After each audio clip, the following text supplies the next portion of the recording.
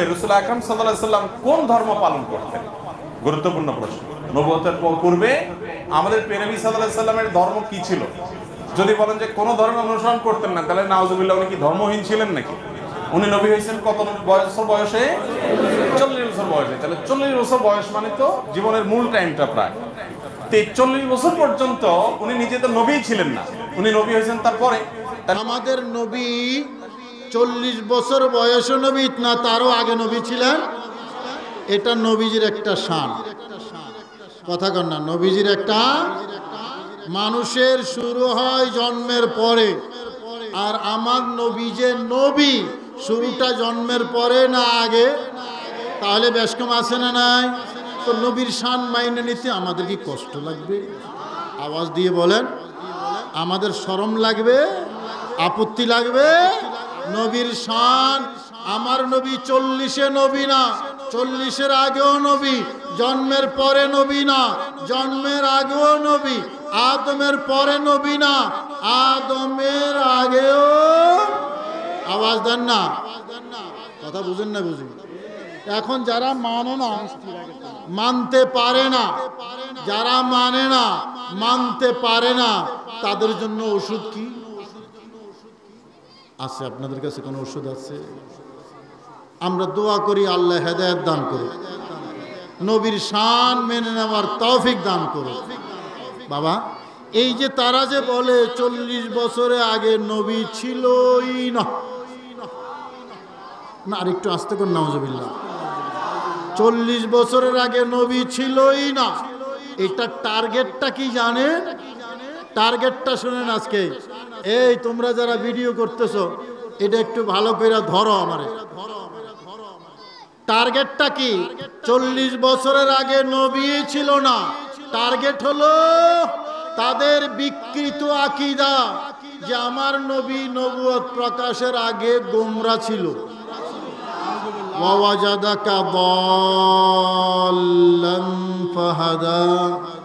তারা যে বিকৃত অনুবাদ করে যে আল্লাহ আপনাকে গোমরা পেয়েছেন, তারপরে হেদায়েত দিয়েছেন।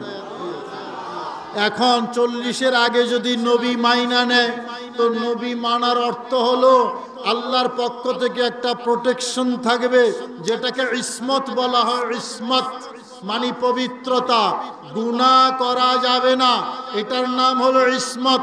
তো নবুয়ত মেনে নিলে তো ইসমত মেনে নিতে হবে, একটা কুদরতি প্রোটেকশন থাকবে নবীদের কাছে।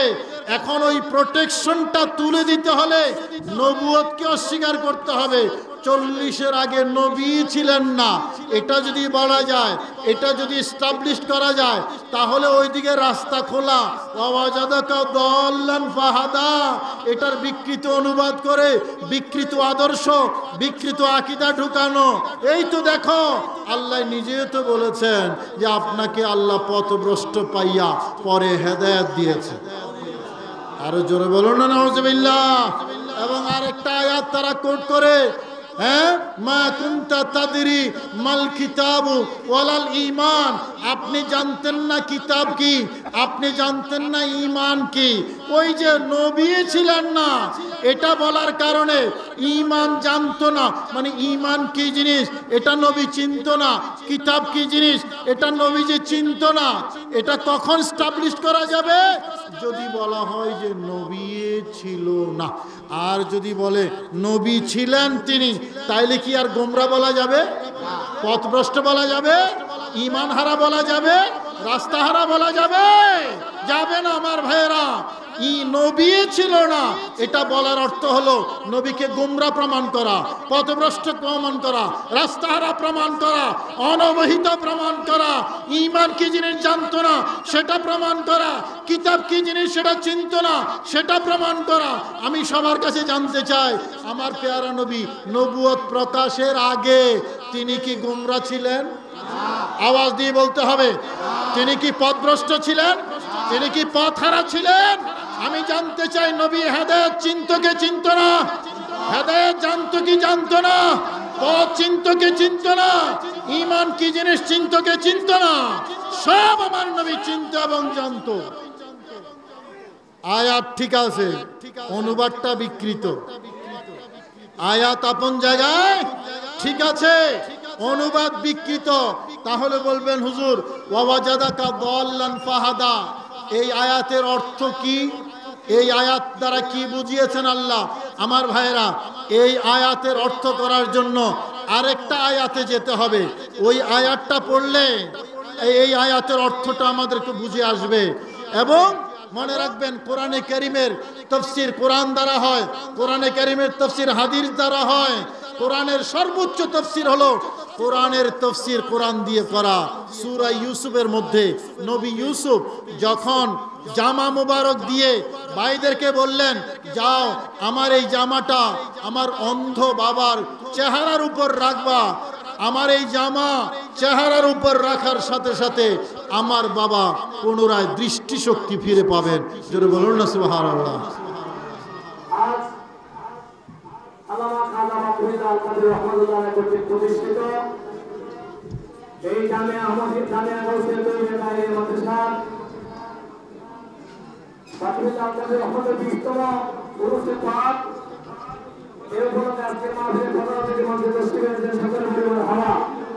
আজকের মাহফিলের উদ্বোধক এদেশের লক্ষ কোটি সুন্নি জনতার নয়নমণি আলে সুন্নাত ওয়াল জামাত বাংলাদেশ কেন্দ্রীয় পরিষদের মাননীয় চেয়ারম্যান আল্লাহ কাজী মোল্লা শরীফ মহোদয় উপস্থিত, সকল পরিবার হাওয়া। সকলে বসে যান, সকলে বসে যান। আমাদের আঞ্জুমানের রহমানের আলোচনার পক্ষে থেকে এসেছেন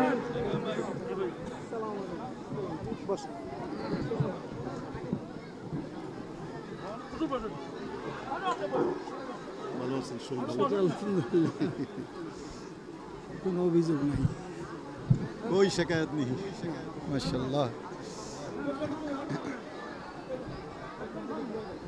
সবাই বসে যান, সবাই বসে যান। আমাদের অতিথি মহোদয় উপস্থিত হয়েছেন, ওনাদেরকে আমরা আমাদের মাদ্রাসার পক্ষ থেকে ভ্রমণ করে নেব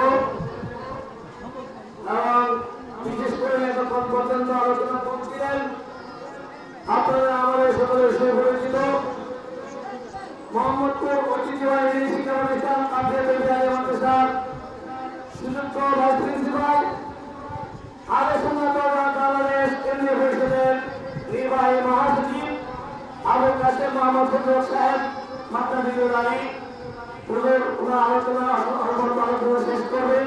এরপরে আমরা আমাদের অতিথি মহোদয়কে স্মরণ করে নেব। এরপরে আমাদের আজকের মাহফিলের উদ্বোধক প্রধান অতিথি ওনারা বক্তব্য রাখবেন। আজকের মাহফিলের প্রধান অনুষ্ঠান যিনি উনিও আজকাল বিশেষভাবে চলে আসবেন। আপনারা সকলের মাঝে বসে যান। ये दाও না,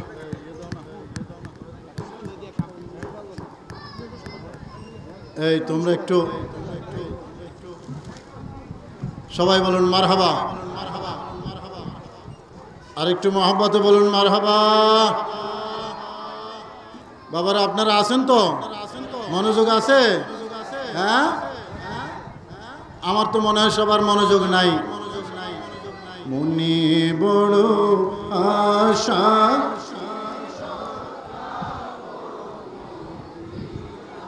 না এই আওয়াজে মদিনায় যাওয়া যাবে না।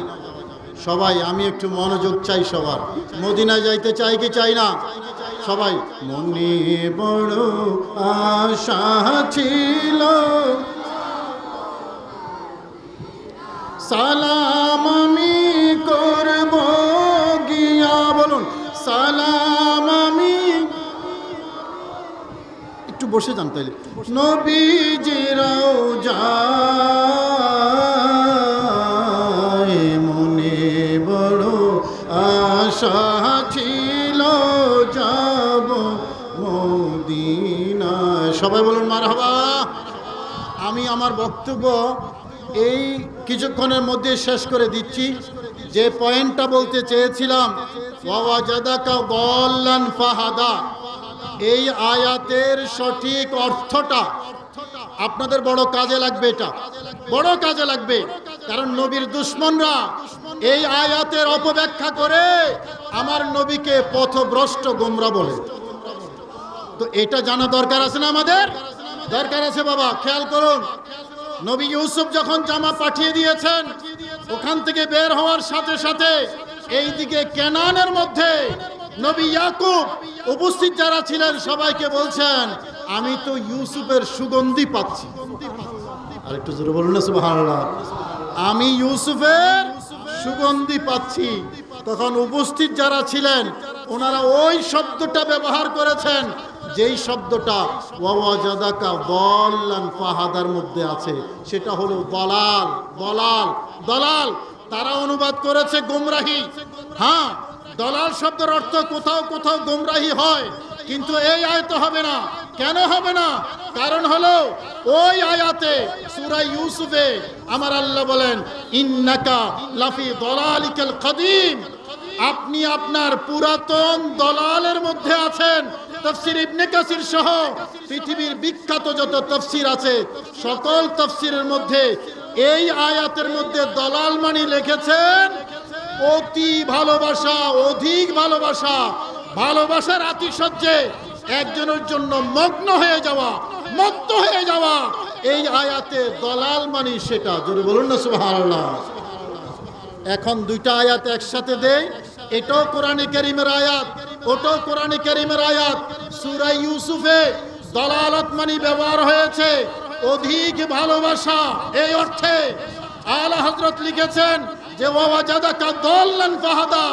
এই আয়াতের অর্থ হলো আল্লাহ পাক রব্বুল আলামিন আপনাকে ভালোবাসার মধ্যে বিভোর পেয়েছেন, আল্লাহর ভালোবাসায়, অতঃপর আপনার উম্মতের দিকে আপনার মনোযোগ টেনে দিয়েছেন। জোরে বলুন সুবহানাল্লাহ। নবীকে গোমরা বলা, নবীকে পথভ্রষ্ট বলা, এটা মূলত পথভ্রষ্ট যারা তাদের আলামত, এটা তাদের বক্তব্য। কোন নবীর উম্মত নবীকে কখনো গোমরা বলতে পারে? কি বলেন, পারে? পারে না। এই যে 40 বছরের আগে নবী ছিলেন না, এটার উদ্দেশ্য হলো নবীকে গোমরা প্রমাণ করা। সুন্নি মুসলমান নবীকে কখনো গোমরা বলবে? আওয়াজ দেন, কখনো গোমরা বলবে? যেখানে আল্লাহ নিজে বলেছেন, মা দাল্লা সাহিবুকুম ওয়া মা গাওয়া, তোমাদের নবী কখনো পথভ্রষ্ট হন নাই, কখনো গোমরা হন নাই। কথা কার? আওয়াজ দেন, কথা কার? আল্লাহর কথা। সুতরাং এই নবীর দুশমন যারা, তাদের ব্যাপারে কঠোর হওয়ার জন্য, তাদের ব্যাপারে কার্যকর ব্যবস্থা নেওয়ার জন্য, টেকনাফ থেকে তেতুলিয়া তাদেরকে প্রতিরোধ করার জন্য শাইনশাহ শ্রীকোট এই দেশে এসেছেন, জামিয়া আহমদিয়া সুন্নিয়া প্রতিষ্ঠা করেছেন। জামিয়ার বরকতে আজকে প্রায় 300 মাদ্রাসা সারা বাংলাদেশে প্রতিষ্ঠিত হয়েছে। কথা বলেন ঠিক কিনা? এই মাদ্রাসা আঞ্জুমানের মাদ্রাসা, এটাও হুজুর কেবলার ফয়েজে প্রতিষ্ঠিত। কথা কোন ঠিক কিনা? এইরকম 300 মাদ্রাসা কম বেশি প্রতিষ্ঠিত হয়েছে হুজুর কেবলার রুহানি ফয়েজে। আজকে যে বাংলাদেশে আহলে সুন্নাত ওয়াল জামাতের কাজ হচ্ছে, এটা শাইনশাহ শ্রীকোটের ফয়েজ। আল্লাহ পাক আমাদেরকে বুঝার এবং আমল করার তৌফিক নসিব করুন। সকলে বলুন আমিন।